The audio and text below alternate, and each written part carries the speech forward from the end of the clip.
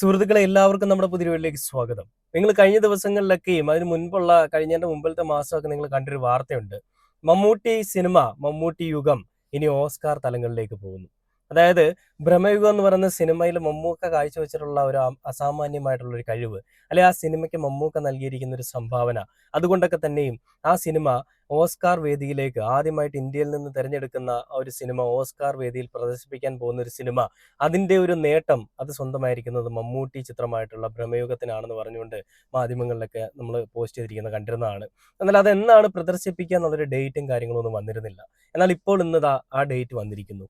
അതെ, ഫെബ്രുവരി 12 തീയതിയാണ്, 2026 ഫെബ്രുവരി 12 തീയതിയാണ് ഓസ്കാർ വേദിയിൽ ഈ സിനിമ, അതായത് ഭ്രമയുഗം എന്ന് പറയുന്ന മമ്മൂട്ടി യുഗം അഭിനയിച്ചിട്ടുള്ള ആ സിനിമ പ്രദർശിപ്പിക്കുന്നത്. ആ സിനിമയുടെ ആ ഒരു പ്രദർശനത്തിനെ പറ്റാണ് ഇതിലെ അവരുടെ നേട്ടം, എന്താണ് ഉദ്ദേശിക്കുന്നത്. മമ്മൂട്ടി ഇപ്പൊ ഒരുപാട് കാര്യങ്ങൾ കൊണ്ട് മമ്മൂട്ടി ഒരുപാട് ആളുകളുടെ മുകളിലാണ്. അതായത് മോഹൻലാൽ അടക്കമുള്ള വലിയ താരനിരയുടെ ഒക്കെ ഈ മുകളിൽ മമ്മൂട്ടി എന്ന് പറയുന്ന ഒരു മനുഷ്യനെ ജനങ്ങൾ പ്രതിഷ്ഠിച്ചിട്ടുണ്ട്. എന്തുകൊണ്ടാണ് ഇങ്ങനെ സംഭവിക്കുന്നത്? ആ മമ്മൂട്ടിയുടെ സ്വഭാവ സവിശേഷതകൾ കൊണ്ടും ആ മമ്മൂട്ടിയുടെ സഹജീവി മനോഭാവം കൊണ്ടും മനുഷ്യരോടുള്ള സമീപനം കൊണ്ടും രാഷ്ട്രീയം കൊണ്ടും അദ്ദേഹത്തിന്റെ നിലപാടുകൾ കൊണ്ടുമൊക്കെയാണ് അങ്ങനെ ഉണ്ടായിരിക്കുന്നത്. ഒരു പക്ഷേ നമ്മൾ നേരത്തെയും ചർച്ച ചെയ്തതാണ്, നിലപാടുകൾ കൊണ്ടും രാഷ്ട്രീയം കൊണ്ടും ഒരു പരിധിയിൽ കൂടുതൽ അല്ലെങ്കിൽ ഒരുപാട് അവഗണിക്കപ്പെട്ട ഒരു നടൻ ആരാണെന്ന് ചോദിച്ചു കഴിഞ്ഞാൽ, അത് കേരളത്തിലായാലും ഇന്ത്യയിലായാലും ആ ഒരു നടൻ ആരാണെന്ന് ചോദിച്ചു കഴിഞ്ഞാൽ ഒരൊറ്റ പേരേ ഉള്ളൂ, ബിഗ് എം, അല്ലെങ്കിൽ നമ്മുടെ മമ്മൂക്ക. സ്വന്തം രാഷ്ട്രീയം, മമ്മൂക്കയുടെ രാഷ്ട്രീയം കമ്മ്യൂണിസമാണ്, നമുക്കറിയാം. അത് പിണറായിസമാണെന്നല്ല, കമ്മ്യൂണിസമാണ്. അതേപോലെ തന്നെ മമ്മൂക്കയുടെ നിലപാട്, ഒറ്റത്തന്തയ്ക്ക് പിറന്ന ഒരു നിലപാടുള്ള ഒരു മനുഷ്യനാണ് മമ്മൂക്ക. താൻ എന്ത് കാര്യങ്ങൾ പറഞ്ഞാലും അതിനെപ്പറ്റി കൃത്യമായിട്ടുള്ള ബോധ്യവും ധാരണയും ഉള്ള ഒരു മനുഷ്യൻ. അങ്ങനെ ഒരു മനുഷ്യൻ പറയുന്നതെല്ലാം നോക്കി അളന്നും കുറിച്ചുമൊക്കെ പറയാറുള്ളൂ. ആവശ്യമില്ലാത്ത കാര്യങ്ങളിൽ പ്രതികരിക്കാറില്ല, പ്രതികരിക്കേണ്ട കാര്യങ്ങളിൽ പ്രതികരിക്കും. ഒരുപാട് നല്ല കാര്യങ്ങൾ ചെയ്ത് ഒരുപാട് ആളുകളുടെ അവരുടെ ഒന്നുമില്ലായ്മയിലെല്ലാം കൂട്ടായി നിന്ന് അവരുടെ അച്ഛനായിട്ടും അവരുടെ അമ്മയായിട്ടും അവരുടെ മകനായിട്ടും അവരുടെ സഹോദരനായിട്ടും എല്ലാ രീതിയിലും, അത് സിനിമയിലായിക്കോട്ടെ റിയൽ ലൈഫിലായിക്കോട്ടെ, എല്ലാ രീതിയിലും നല്ല രീതിയിൽ സഹായിച്ചു നിൽക്കുന്ന ഒരു മനുഷ്യൻ, ആ ഒരു മനുഷ്യത്വത്തിന്റെ ഉടമ. ആ മമ്മൂട്ടിയെ പറ്റിയാണ് ഇവന്മാര് കുറെ ഈ പറയുന്ന അപവാദങ്ങളും അപരാധങ്ങളും ഒക്കെ പറഞ്ഞുകൊണ്ട് വരുന്നത്. എന്തിന്റെ പേരിലാണെങ്കിലും ചെറ്റത്തരം തന്നെയാണ്. മമ്മൂക്ക എന്ന് പറയുന്ന ഒരു കലാകാരന് ഒരു പത്മഭൂഷൺ അല്ലെങ്കിൽ അതിനപ്പുറത്തേക്കുള്ള ദാദാ സാഹേബ് ഫാൽക്കെ അവാർഡ്, ഇതൊക്കെ എന്തുകൊണ്ടാണ് നിഷേധിക്കുന്നത്? ഇതും കാരണം ഞാൻ ആദ്യം പറഞ്ഞ മമ്മൂക്കയുടെ രാഷ്ട്രീയവും നിലപാടും തന്നെയാണ്. ആരുടെയും മുൻപിൽ മുട്ടുകുത്താത്ത ഒരു ആണത്തമുള്ള ഒരു മനുഷ്യനാണ് മമ്മൂക്ക, പൃഥ്വിരാജ്, ഇങ്ങനെയുള്ള കുറച്ച് ആളുകൾ. ഈ പണം കൊടുത്തും പദവി ഇവരുടെ മുന്നിൽ കാണിച്ചുകൊണ്ടും എന്തൊക്കെയോ ഇവർക്ക് അവരുടെ സ്വാർത്ഥ താല്പര്യങ്ങൾക്ക് വേണ്ടിയിട്ട് ആരാണ് അവരെന്ന് ചോദിച്ചാൽ സംഘികളുടെ സ്വാർത്ഥ താല്പര്യങ്ങൾക്ക് വേണ്ടിയിട്ട് അവരോടൊപ്പം അഹോരാത്രം പണിയെടുക്കുന്നവർക്കൊക്കെ കിട്ടുന്ന ഒരു അവാർഡായിട്ട് നാഷണൽ അവാർഡ് മാറിയിരിക്കുന്നു. അത് ഫാൽക്കെ അവാർഡ് ആ രീതിയിലേക്ക് മാറിയിരിക്കുന്നു. അത് തന്നെയാണ് നമ്മുടെ പ്രകാശ് രാജ് എന്ന് പറയും. മമ്മൂക്കയുടെ രാഷ്ട്രീയം, നിലപാട്, ഇത് രണ്ടുമാണ് പ്രശ്നം. മമ്മൂക്ക എങ്ങനെ ഉയർന്നു വരാൻ ശ്രമിച്ചാലും മമ്മൂക്കയുടെ സിനിമ ഇപ്പൊ 100 കോടി എത്തി എന്ന് പറഞ്ഞിട്ട് പോസ്റ്റ് വന്നാൽ അതിന് താഴെ 100 കോടി എത്തിയിട്ടില്ല എന്ന് തെളിവ് സഹിതം പറയാനായിട്ട് കുറച്ച് ആളുകൾ വരുന്നത് എന്തിന്റെ പേരിലാണ്? മോഹൻലാലിന്റെ ഒരു സിനിമ ഇറങ്ങിക്കഴിഞ്ഞാൽ 250 കോടി എന്ന് പറഞ്ഞുകൊണ്ട് ബോക്സ് ഓഫീസിനെയും ബുക്ക് മൈ ഷോയെയും എല്ലാം വെട്ടിച്ചുകൊണ്ട് കുറെ കണക്കുകൾ എഴുതുന്ന, അല്ലെ കണക്കുകൾ അടിച്ചിറക്കുന്ന കുറച്ച് ചാനലുകളും അല്ലെങ്കിൽ അങ്ങനെയുള്ള കുറച്ച് പയ്യന്മാരും ഒക്കെ ഉണ്ട്. ഇവന്മാരൊക്കെ മമ്മൂട്ടി എന്ന് പറയുന്ന ഒരു മനുഷ്യന് ഒന്നുമല്ല, എങ്ങും എത്താൻ പോകുന്നില്ല എന്ന് പറഞ്ഞുകൊണ്ടാണ് ഇങ്ങനെ അഹോരാത്രം പണിയെടുക്കുന്നത്. അടിമകളാണ് കേട്ടോ. അപ്പൊ അങ്ങനെ മമ്മൂട്ടിയുടെ സിനിമ, ഈ ഭ്രമയുഗം എന്ന് പറയുന്ന സിനിമ ഈ പറയുന്ന ഓസ്കാർ വേദിയിലേക്ക് പോകുന്നു എന്നറിഞ്ഞപ്പോ കുരുപൊട്ടി. ആ കുരുപൊട്ടി ഒലിക്കുന്ന ആളുകൾക്ക് ചെകുത്താൻ എന്ന് പറയുന്ന ആ പയ്യൻ കൊടുക്കുന്ന മറുപടി ഉണ്ട്, അല്ലെ ചെകുത്താൻ കൊടുക്കുന്ന മറുപടി ഉണ്ട്. ചെകുത്താന്റെ ചില കാര്യങ്ങളിൽ, അല്ലെ മിക്ക കാര്യങ്ങളിലും നമുക്ക് എതിർപ്പാണ്. ചെകുത്താനോട് അത്ര താല്പര്യമില്ലാത്ത ഒരാളാണ് ഞാനും. പക്ഷെ ഈ ഒരു കാര്യത്തിൽ ചെകുത്താൻ പറയുന്ന മറുപടി നമുക്ക് എന്തായാലും കേട്ട് നോക്കാം. അത് കേട്ടിട്ട് നമുക്ക് ബാക്കി വീഡിയോയിലേക്ക് പോവാം. അപ്പൊ നേരെ ചെകുത്താന്റെ വീഡിയോയിലേക്ക് പോയിട്ട് ഇനി ഓസ്കാർ അക്കാദമിയിൽ പ്രദർശനം 12-ന്. ഏത് 12ആണോ? ഏതെങ്കിലും ഒരു 12 ആയിക്കോട്ടെ. 13-ാം തീയതിയാണ് പ്രശ്നം. 13 നമ്പർ പ്രശ്നം അല്ലേ? നമ്പർ പ്രശ്നം. അതുകൊണ്ട് 12. അല്ല, ആലോചിക്കാൻ മലയാളത്തിൽ സിനിമ ഇങ്ങനെയൊക്കെ കൊള്ളാവുന്ന തിയേറ്ററുകളിൽ കൊള്ളാവുന്ന പ്രേക്ഷകരുടെ മുന്നിലേക്ക് ഇങ്ങനെ വരുമ്പോൾ മമ്മൂട്ടിയോടോ പലപ്പോഴും മമ്മൂട്ടി സിനിമ ഇങ്ങനെ പല കൊള്ളാവുന്ന പല ആളുകൾക്കും കാണാനും കണ്ടിഷ്ടപ്പെടാനും ഒക്കെ പറ്റുന്നുണ്ട്. ഇപ്പൊ ഇത്രയും പ്രായമൊക്കെ ആയി, ഇത്രയൊക്കെ പറഞ്ഞിട്ട് വളരെ ചെറുപ്പം. മമ്മൂട്ടിയാണ് ചെറുപ്പമോ അങ്ങനെയൊക്കെ ആയിട്ട് ഇപ്പോഴും കണ്ടില്ലേ എന്തൊക്കെ ബഹുമതികൾ. ഈ കാശ് കൊടുത്ത് മേടിക്കുന്ന പരിപാടിയല്ല ഇത്. ചിലർക്ക് ഇങ്ങനെ ഈ രാഷ്ട്രീയ സ്വാധീനമൊക്കെ ഉള്ളതുകൊണ്ട് ചിലർക്ക് ഇങ്ങനെ അവാർഡ് കിട്ടും. അതാരെ പറ്റിയാന്ന് ചോദിച്ചു കഴിഞ്ഞാൽ ലാലേട്ടനെ പറ്റി. അവസ്ഥ അത് നമ്മൾ ശ്രദ്ധിക്കേണ്ട ആവശ്യമില്ല. അതൊക്കെ ആരെങ്കിലും കൊടുക്കും, അതൊക്കെ അവരുടെ വീട്ടുകാരെ കൊണ്ട് കൊടുത്തു കണ്ടാൽ മതി. എന്നാലും നാളെ ചോദിക്കല്ലേ, ബാക്കിയുള്ള ഇവിടുത്തെ വലിയ നടനാണ് ഭയങ്കര അവാർഡ് മേടിച്ച ആളാണ് പറയുന്നത്. പടമൊന്നും എടുത്തെത്തില്ല. വേറെ ഒരു നാട്ടുകാർക്കും കാണാണ്ടാത്ത ചവറ് പാർട്ടീസ് ഉണ്ട് ഇവിടെ. ഇവിടെ ഭയങ്കര വലിയ സംഭവമാണ്. ഇതിനകത്ത് നീ മറ്റേ സെപ്റ്റി ടാങ്കിലെ വലിയൊരു പുഴുവാ. അല്ലാതെ വേറെ ഒരിടത്തും കൊണ്ടൊന്നും കാണിച്ചിട്ടില്ലെന്നേ. ഇയാളൊന്നും പല ആൾക്കാർ ഇവിടുത്തെ മെയിൻ നടന്മാരൊന്നും സിനിമകൾ ഇത് ചെകുത്താൻ കുറച്ച് സത്യങ്ങൾ തുപ്പുന്നതാണ് കേട്ടോ നമ്മൾ കാണുന്നത്. കേരളത്തിനുള്ളിലോട്ട് പോലും പോകുന്നത് മലയാളിക്ക് അല്ലാതെ വേറെ ഒരിടത്തും ഇഷ്ടപ്പെടാത്ത തരം നടന്മാരാണല്ലോ കേരളത്തിലുള്ളത്. തമിഴ്നാട്ടിൽ പിന്നെയും ചിലപ്പോൾ ചില സിനിമകളൊക്കെ പുറത്തോട്ടൊക്കെ പോകാറുണ്ട്. പക്ഷെ എന്നാലും കേരളത്തിൽ നിന്ന് ഇങ്ങനെ ഒരു സിനിമ വന്നപ്പോൾ മമ്മൂട്ടിയുടെ പടം പോയി. പക്ഷെ ഇവിടുത്തെ ഈ സിനിമ എന്താ പറയുക, പ്രേമികളും അല്ല കുറെ ഉണ്ട്, ഈ പൊട്ടന്മാരുണ്ട്. അവർ പറയുന്നത് മമ്മൂട്ടി അങ്ങനെ അത്ര വലിയ നടന്നല്ലോ, മമ്മൂട്ടിക്ക് എല്ലാ റോളും ചെയ്യാൻ പറ്റത്തില്ല, അല്ലെങ്കിൽ മമ്മൂട്ടിക്ക് ഡാൻസ് കളിക്കാൻ ഡാൻസ് ആണല്ലോ മെയിൻ. അവിടെ പുറത്തൊക്കെ കൊണ്ട് ഡാൻസ് തുടങ്ങി. ഇവിടുത്തെ ഈ ഊളകൾ കളിക്കുന്ന ഡാൻസ് കൊണ്ട് ഇവിടെ കാണിച്ചാൽ ആൾക്കാർ ചിരിച്ച് മരിക്കും. ഫൈറ്റ് ചെയ്യാറുണ്ട്. അപ്പൊ ആ ഫൈറ്റ് കണ്ടാൽ പിന്നെ പറയണ്ട. നമ്മുടെ ടോണി ജാക്കാളും വിട്ടുന്ന അതില് ജാക്കി ചാനോ ജെറ്റ്ലിയോ ആരാണൊക്കെ ഉണ്ടല്ലോ ഫൈറ്റ് ചെയ്യുന്നത്. അവളൊരു അതൊക്കെ ഇഷ്ടംപോലെ ഫൈറ്റ് സീൻസ്. ടൈഗർ ഷ്രോഫ് ഇപ്പോൾ ഹിന്ദിയിൽ അതിനേക്കാളൊക്കെ സൂപ്പർ ഫൈറ്റ് നടന്ന ചില ഏട്ടന്മാർക്ക് മലയാള സിനിമയിലുണ്ട്. കണ്ടേച്ചാ മതി. കയ്യാലെ ചാടുക, കയ്യാലെന്ന് പറഞ്ഞാൽ കുഞ്ഞു കയ്യാലെ ചാടും.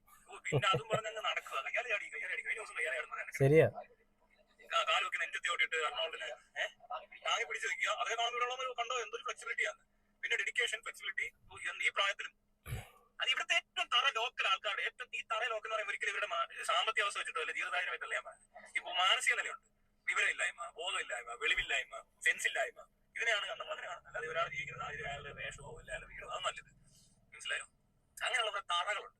തറകൾക്ക് രാജാവ്, തറകളുടെ സൂപ്പർ സ്റ്റാർ, തറകളുടെ 7ാം നമ്പർ, തറകളുടെ 7ാം കൂലി. അങ്ങനെ 7ാം കൂലി പറഞ്ഞില്ല, മറ്റേ സ്പേഡ് കുലാൻ അല്ല, സ്പേഡ് 7, സ്പേഡ് കുലാൻ മറ്റേ സ്പേഡ് കുലാൻ മമ്മൂട്ടി. തറകളുടെ താറ രാജാവ്, തറ രാജാവ്.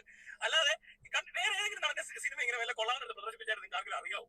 ഉണ്ട്. നേരത്തെ ഉണ്ടായിരുന്ന ഡയറക്ടറായിട്ടുള്ള ജോണബ്രാമൊക്കെ പണ്ട് ലണ്ടനിലൊക്കെ കണ്ടൊക്കെ പോയിട്ട് ഫ്രാൻസിലോ എവിടെ ഫിലിം ഫെസ്റ്റിവലിലേക്ക് കൊണ്ടാക്കിയിട്ടുണ്ട് പറയാനായിരുന്നു. എനിക്കറിയത്തില്ല, സിനിമ അത്രയൊക്കെ കേട്ടുള്ളൂ. അങ്ങനെയൊക്കെയുള്ള സംഭവം നടന്നിട്ടുണ്ട്. പിന്നെ അടുത്ത പ്രദർശനമൊക്കെ കൊണ്ടുപോയി എന്താണ് കാണിക്കും. ഇതിനു മുമ്പ് വിധേയൻ എങ്ങാണ്ട് കൊണ്ടുപോയിട്ടുണ്ടെന്നേ, എവിടെയൊക്കെ പ്രദർശിപ്പിച്ചതാ. പിന്നെ ഇന്ത്യൻ ഇംഗ്ലീഷ് മൂവി നമ്മുടെ അംബേദ്കർ ഇങ്ങനെ കണ്ടില്ലേ. ഇതിൽ മുഴുവനും നമ്മുടെ ചെകുത്താൻ പറയുന്നത് ഒരുപാട് നല്ല കാര്യങ്ങളാണ്. അതായത് എന്താണ് മമ്മൂട്ടിക്കെതിരെ കളിക്കുന്ന ആളുകളുടെ രാഷ്ട്രീയം അല്ലെങ്കിൽ അവരുടെയൊക്കെ ചിന്താഗതി, ആ ചിന്താഗതികൾക്കെതിരെയാണ് ഈ ചെകുത്താൻ സംസാരിക്കുന്നത്. ഞാൻ പറഞ്ഞു, പലപ്പോഴും ചെകുത്താൻ എന്ന് പറയുന്ന ഒരു പയ്യൻ അല്ലെ ചെകുത്താൻ എന്ന് പറയുന്ന ഒരു മനുഷ്യൻ, അയാൾ മുന്നോട്ട് വെക്കുന്ന ഓരോ ആശയങ്ങളോടും എനിക്ക് ഒരുപാട് എതിർപ്പുണ്ടായിരുന്ന ഒരാളാണ്. എന്നാൽ ഈ ഒരു കാര്യത്തിൽ മമ്മൂക്കയുടെ വിഷയത്തിൽ ചെകുത്താൻ മുന്നോട്ട് വെച്ചിരിക്കുന്ന കാര്യങ്ങൾ അത് മറ്റുള്ളവർ പറയുന്നതിനേക്കാൾ കൂടുതൽ അവൻ്റെതായിട്ടുള്ള ഭാഷയിൽ കേൾക്കുമ്പോൾ നമുക്ക് മനസ്സിലാവും അത് മറ്റുള്ളവരുടെ ഭാഷകളിൽ കൂടി കേൾക്കുന്നതിനേക്കാൾ നല്ലത് ചെകുത്താന്റെ ഭാഷയിൽ അല്ലെ ചെകുത്താന്റെ വാക്കുകളിൽ കൂടി കേൾക്കുന്നതാണെന്ന് എനിക്ക് മനസ്സിലായി നല്ലത്. അതുകൊണ്ടാണ് ഞാൻ അത് നിങ്ങളെ കേൾപ്പിക്കാനായിട്ട് ഇപ്പോൾ എടുത്തുകൊണ്ട് വന്നത്. അപ്പൊ ചെകുത്താൻ പറയുന്നത്, മമ്മൂട്ടിക്കെതിരെ സംസാരിക്കുന്ന ആളുകൾ പറയുന്നത് മമ്മൂട്ടിക്ക് ഡാൻസ് കളിക്കാൻ അറിയില്ല, അഭിനയിക്കാൻ അറിയില്ല, 100 കോടി ക്ലബ്ബിലെത്തിയില്ല, 200 കോടി ക്ലബ്ബിലെത്തിയില്ല, മമ്മൂട്ടി ഇപ്പോഴും ഇഴഞ്ഞുകൊണ്ടിരിക്കുകയാണ്, ഓരോ പൊട്ടപ്പടങ്ങൾ ചെയ്തുകൊണ്ടിരിക്കുകയാണ്, എല്ലാ പടങ്ങൾക്കും ഒരേ രീതി തന്നെയാണ്, ഓസ്കാറിലേക്ക് എത്താനായിട്ട് യാതൊരുവിധ അർഹതയുമില്ലാത്തൊരു സിനിമയാണ് ബ്രഹ്മയുഗം എന്നൊക്കെയാണ് ചെകുത്താൻ. അങ്ങനെ പറഞ്ഞ ആളുകൾക്കുള്ളൊരു മറുപടിയാണ് ചെകുത്താൻ കൊടുക്കുന്നത്. എന്തൊരു കഷ്ടമാണല്ലേ. ഒരു സിനിമ ഒരു അതായത് ഇന്ത്യയിലെ ആദ്യത്തെ സിനിമയാണ് ഈ ഓസ്കാർ വേദിയിലേക്ക് പ്രദർശിപ്പിക്കാനായിട്ട് തിരഞ്ഞെടുത്തിരിക്കുന്ന സിനിമകളിൽ ഒന്നാണിത്. എന്നിട്ടും കുരുപൊട്ടലിന് ഒരു കുറവില്ല. എനിക്ക് തോന്നുന്നില്ല ഇത് മോഹൻലാൽ അറിഞ്ഞുകൊണ്ടുള്ള പരിപാടിയാണെന്നൊന്നും. മോഹൻലാലും മമ്മൂട്ടിയും അതേപോലെ സിനിമാ രംഗത്തുള്ള ഒരുപാട് ആളുകൾ തമ്മിൽ ഒരുപാട് നല്ല ബന്ധം, ആത്മബന്ധമാണുള്ളത്.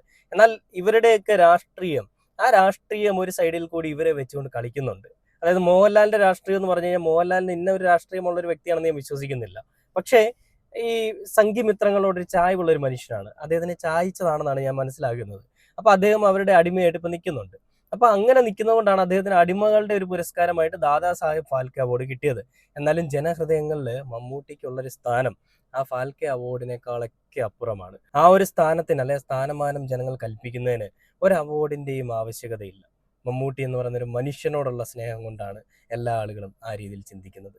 അപ്പൊ അങ്ങനെയുള്ള ഒരു മനുഷ്യന് എന്തിനാണ് ഈ സംഘികളുടെ അവാർഡ്, അല്ലെ എന്തിനാണ് ദാദാ സാഹേബ് ഫാൽക്കെ അവാർഡ്, എന്തിനാണ് പത്മഭൂഷണോ അല്ലെങ്കിൽ ഈ പറയുന്ന പത്മശ്രീ, ഇതൊക്കെ എന്തിനാണ് അദ്ദേഹത്തിന് മനുഷ്യനായിട്ട് ജീവിക്കാൻ സാധിക്കുന്നുണ്ട്.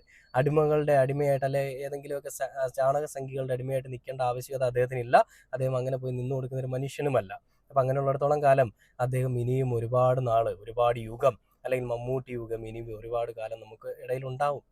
നമ്മൾ മമ്മൂട്ടി എന്ന് പറയുന്ന ഒരു മനുഷ്യനെ കാണാൻ തുടങ്ങിയിട്ട് കുറേ നാളായി മക്കളെ. ആ മമ്മൂട്ടി അന്നും ഇന്നും അദ്ദേഹത്തിന്റെ സ്റ്റാൻഡേർഡ് വിട്ടോ, സ്റ്റാറ്റസ് വിട്ടോ, അദ്ദേഹത്തിന്റെ ആ ഒരു പേഴ്സണാലിറ്റി വിട്ടോ ഒരു കളിക്കും നിന്നിട്ടില്ല. ഇനിയും അതങ്ങനെ ഉണ്ടാവില്ല. അദ്ദേഹത്തിന്റെ ആണത്തം പണയം വെച്ചിട്ട് ഒരു പരിപാടിക്കും പോകില്ല എന്നാണ് അതിന്റെ അർത്ഥം. അപ്പൊ അങ്ങനെയുള്ളൊരു മനുഷ്യനാണ് മമ്മൂട്ടി. ആ മമ്മൂട്ടിയുടെ സിനിമ ഓസ്കാർ വേദിയിൽ പ്രദർശിപ്പിച്ചു. നിങ്ങൾ ഈ കരഞ്ഞുകൊണ്ടിരിക്കുന്ന ഏട്ടന്റെ ഏതെങ്കിലും സിനിമ ഈ ഓസ്കാർ വേദിയിൽ പ്രദർശിപ്പിച്ചിട്ടുണ്ടോ എന്ന് നിങ്ങളൊന്ന് നോക്കുക. പണം കൊടുത്തിട്ടോ അല്ലെങ്കിൽ ഈ പറയുന്ന പ്രധാനമന്ത്രി കൂടെ ഉണ്ടെന്നുള്ളൊരു ആ ഒരു കാര്യത്തിൽ വേണമെങ്കിൽ പ്രദർശിപ്പിക്കും. എന്നുള്ളതല്ലാതെ കലയെ കലയായിട്ട് കാണുന്ന ആളുകളാണ് അവിടെ ഇരിക്കുന്നതെന്ന് ഞാൻ മനസ്സിലാക്കുന്നത്. അങ്ങനെയുള്ള ആളുകൾ കലയായിട്ട് കണ്ടതുകൊണ്ട് തന്നെയും കലാകാരനെ മനസ്സിലായതുകൊണ്ട് തന്നെയാണ് മമ്മൂട്ടി ചിത്രം അവിടെ തിരഞ്ഞെടുത്തിരിക്കുന്നത്.